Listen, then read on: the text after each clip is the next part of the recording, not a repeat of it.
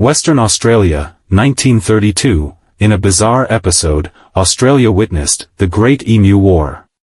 Flightless emus, a native species, had overrun farmlands, causing havoc. To protect their livelihoods, the government deployed Major GPW Meredith and 2 Lewis machine guns. The battle, starting on November 2, proved challenging. The emu's agility and frequent machine gun jams led to few casualties among the birds. This quirky conflict gained media attention and humor as the nation watched.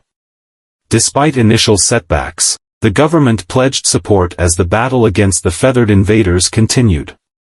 The Great Emu War symbolizes the unpredictable challenges faced by Australian farmers and their unique wildlife.